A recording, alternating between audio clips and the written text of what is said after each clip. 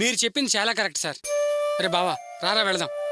Sir డబ్బులు ఎప్పట్లాగా వస్తాయి sir? చెప్పాను కదయ్యా, ఒక నెల ఏర్పాటు చేస్తా. ఆ పైసలు రాగానే మీకు ఫోన్ చేస్తా. మంచిది సార్, మంచిది. వస్తాం సార్. మంచిది. అన్నా అన్నా వస్తానన్నా. పోయిరా తమ్మి. రే బావా రారా.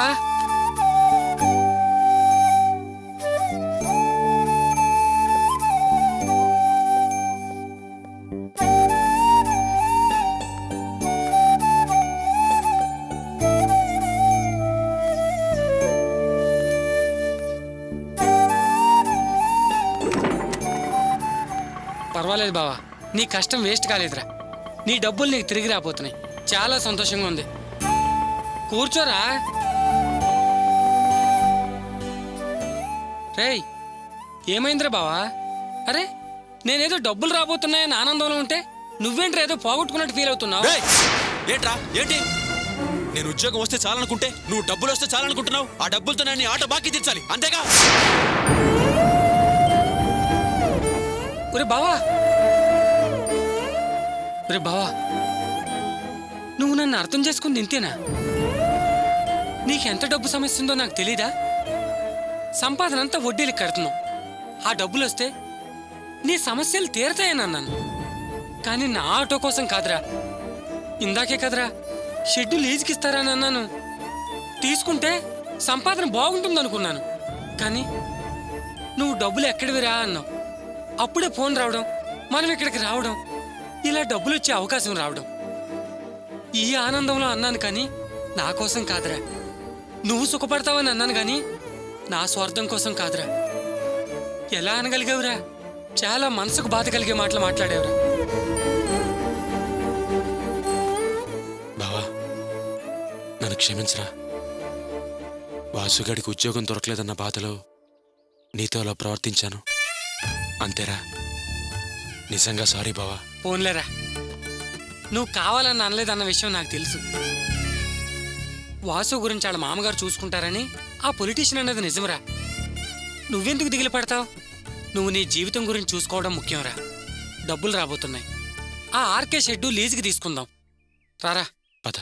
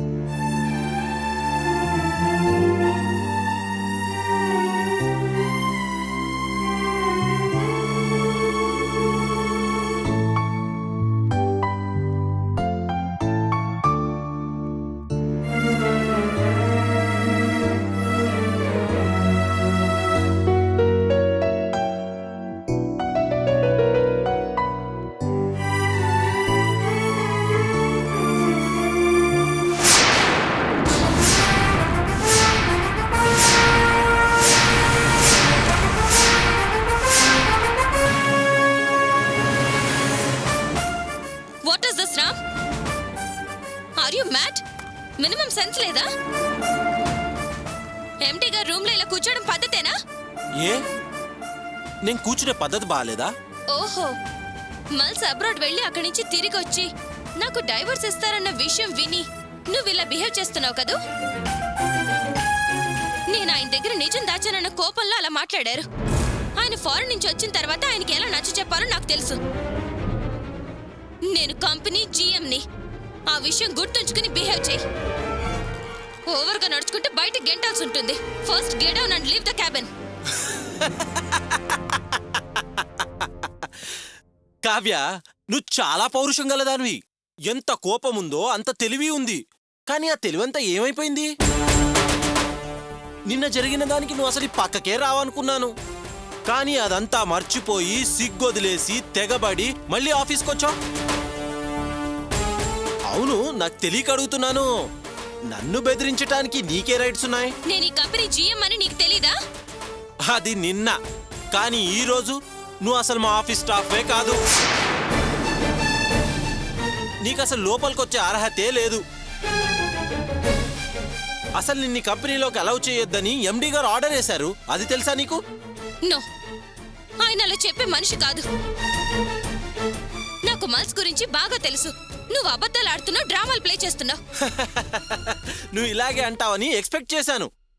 ఒక్క నిమిషం.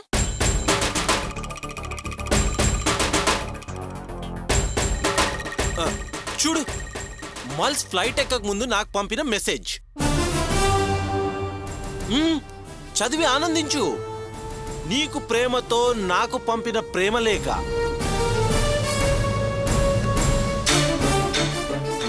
ఎలాంటి పరిస్థితుల్లోనూ నిన్ను ఆఫీస్లోకి అలౌ చేయొద్దని క్లియర్గా మెసేజ్ పంపించాడు. చదువు, బాగా చదువు.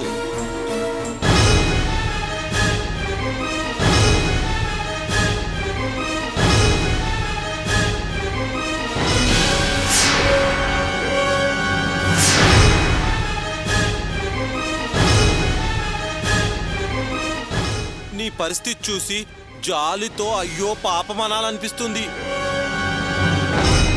మేడం గారు, ముందా మొబైల్ ఇవ్వండి.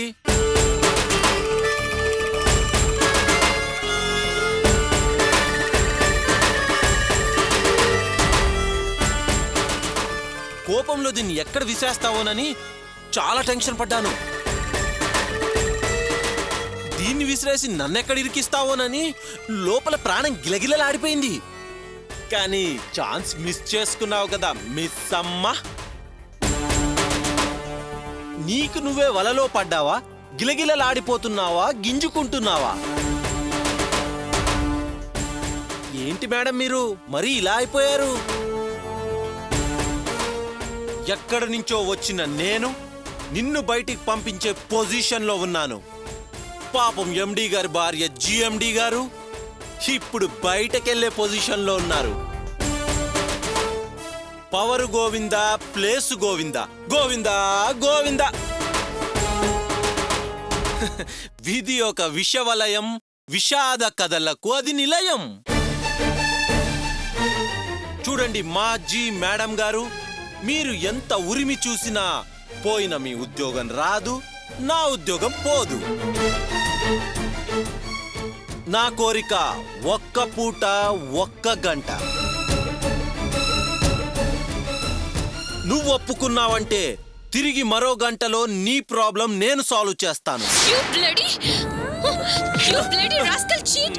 నేను చచ్చినా నీ కోరిక తీర్చనురా. మల్స్ నా మీద ప్రాణాలే పెట్టుకున్నాడు. ఆయనకి ఎలా నచ్చ చెప్పాలో నాకు తెలుసు. కానీ నాకు ఈ పరిస్థితి తీసుకొచ్చిన నిన్ను మాత్రం ఊరికే వదలను. ఇంతకింత నువ్వు అనుభవించేలా చేస్తాను. సెక్యూరిటీ, వదలరా. సెక్యూరిటీ.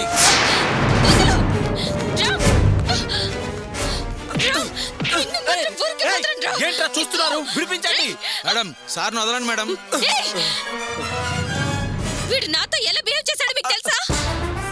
అయ్యో, నేనేం తప్పుగా బిహేవ్ చేయలేదు. ఈవిడ ఆఫీస్లోకి అలౌ చేయొద్దని ఎండి గారు నాకు మెసేజ్ పంపించారు. ఆయన చెప్పిన ప్రకారమే మీరు ఆఫీస్ నుంచి వెళ్ళండి అన్నాను. అంతే. ఈవిడ తన భర్త మీద కోపం నా మీద చూపిస్తుంది. మేడం ప్లీజ్ చెయ్యి తీయండి మేడం. మీరంటే నాకు చాలా గౌరవం. వదలండి మేడం.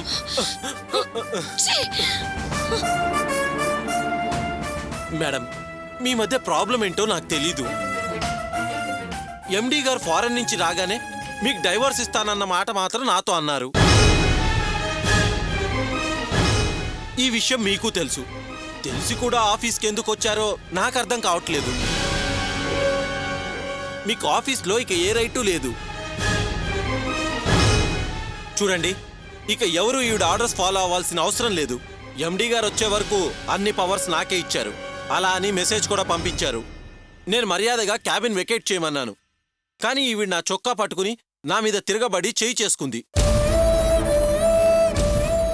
సెక్యూరిటీ, ఈవిడ ఇమీడియట్ గా బయటికి పంపించండి. Madam please madam.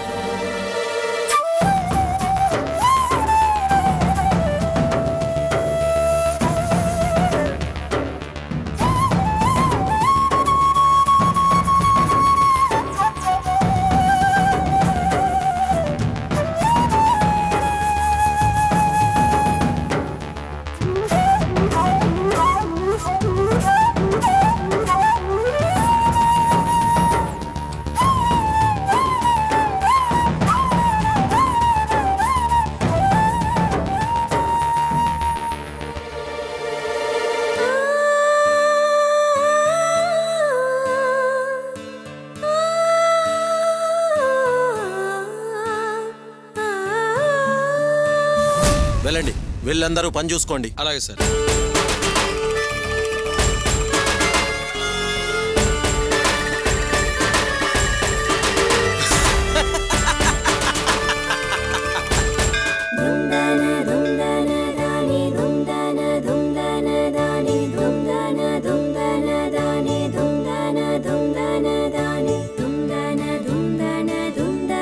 ఆయురారోగ్యాభివృద్ధిరస్తు, మనోవాంఛ ఫలసిద్ధిరస్తు. రామ్మా అర్చన రా. మిమ్మల్ని ఇలా చూస్తుంటే చాలా ఆనందంగా ఉందమ్మా. మీరు గుడికొచ్చి ఎన్ని రోజులైందమ్మా? కడుపుతో ఉన్నావని విన్నాను, నిజమేనా అమ్మా? నిజమేనండి. పూజారి గారు, ఈయన ఇంకో షెడ్ లీజుకు తీసుకుంటున్నారు. అంతా మంచి జరిగేలాగా పూజ జరిపించండి. అలాగా, చాలా సంతోషం అమ్మా. వంశవృద్ధి వృత్తి వృద్ధి ఏకకాలంలో జరుగుతున్నాయన్నమాట. మీ మంచి మనసుకి ఆ దేవుడు ఆశీస్సులు ఎప్పుడూ ఉంటాయమ్మా. అర్చన ఎవరి పేరు మీద చేయమంటారమ్మా? అర్చన పేరు మీద. ఇద్దరి పేర్ల మీద పూజ చేసి ప్రసాదం తీసుకొస్తాను, ఉండండమ్మా. లక్ష్మీం క్షీరసముద్ర రాజతనయాం శ్రీరంగధామేశ్వరీం దాసీభూత సమస్తదేవ.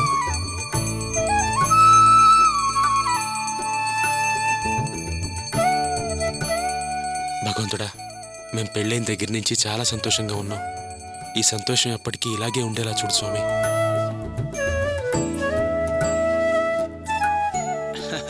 తీసుకోమ్మా. శతమానం భవతి శతాయుః పురుషः శతేంద్రియే ఆయుష్యేవేంద్రియే ప్రతిధిష్టతి. ఇష్టకామ్యార్థ సిద్ధిరస్తు, మనోవాంఛా ఫలసిద్ధిరస్తు, అష్టైశ్వర్యాభివృద్ధిరస్తు. వెళ్ళొస్తామండి. మంచిదమ్మా, శుభం.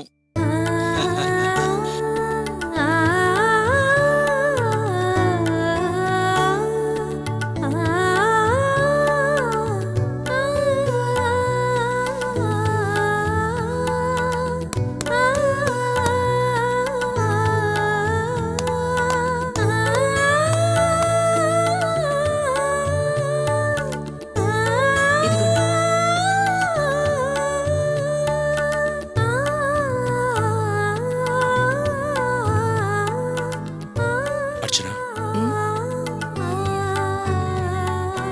నీ జ్ఞాపకం ఉందా? మన పెళ్ళైన తర్వాత, అపార్థాలు గొడవలు అన్నీ తొలగిపోయిన తర్వాత మనిద్దరం కలిసి ఈ గుడికి దర్శనానికి వచ్చాం. అప్పుడు నువ్వు నాతో నీకు పిల్లలంటే ఇష్టమా అని అడిగావు, గుర్తుందా? చెప్పరా. నేను ఈరోజు షెడ్కి రావట్లేదు. ఈరోజు బయట నాకు చాలా ఇంపార్టెంట్ పని ఉంది. ఈరోజు నాకు హాలిడే. మొత్తం నువ్వే చూసుకో. ఉంటాను. అదేంటి ఈరోజు షెడ్కి వెళ్ళట్లేదా? ఎందుకని? నీకోసమే. నాకోసమా? దేనికి? సాధారణంగా పెళ్ళైన వెంటనే మొగుడు పెళ్ళాలి పిల్లల్ని కంటారు కదా, కానీ మనకి ఓ సంవత్సరం పాటు బాగా గ్యాప్ వచ్చింది కదా, ఆ గ్యాప్ని ఫీల్ చేద్దామని. ఏంటండి మీరు? ఇది గుడి, ఆ విషయం మర్చిపోయారా? ఏం మాటలవి? గుడైతే ఏంటి, ఇందాక పూజారి అన్నమాటే ఇప్పుడు నేను చెప్పాను. కాకపోతే ఆయన సంస్కృతంలో చెప్పాడు, నేను తెలుగులో చెప్పాను, అంతే తేడా. అర్చన, పూజారి చెప్పినట్టు జరగాలంటే మనం చెయ్యాలి. కావాలంటే పూజారిని అడుగుదాం. అయ్యో ఏంటండి, ఆపండి. అడుగుతారు. అడిగి ఇప్పుడు ఈ విషయం గుళ్ళో చర్చ పెడతారా?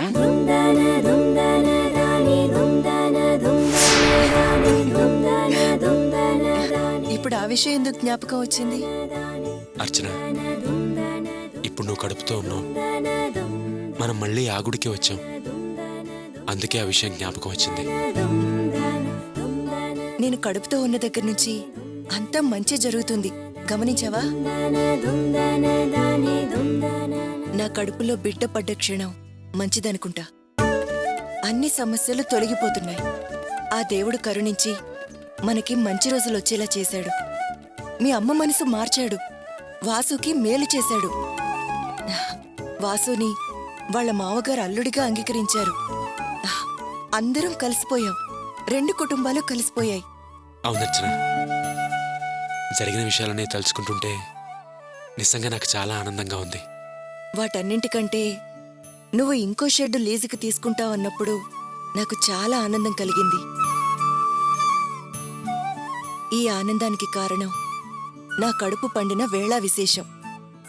అవును అర్చన,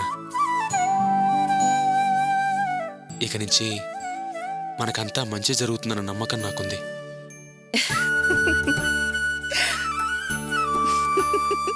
అర్చన, ఏంటి నీలో నువ్వే నవ్వుకుంటున్నావు? ఏం లేదు, నాకు నా పిచ్చి ఆలోచనలు గుర్తొచ్చి. పిచ్చి ఆలోచన ఏంటది? నాకు సరైన సంబంధాలు రాక పెళ్లి కాకుండా ఉన్న రోజుల్లో అమ్మ నన్ను రోజు ఈ గుడికి తీసుకొచ్చి ప్రార్థించేది. అమ్మ కోసమైనా నా పెళ్లి జరిపించమని నేను అమ్మవారి దగ్గర వేడుకునేదాన్ని. మన పెళ్ళైన తర్వాత మనం అప్పుడు దూరం దూరంగా ఉన్నప్పుడు నేను అమ్మవారి దగ్గర చాలా బాధపడ్డాను.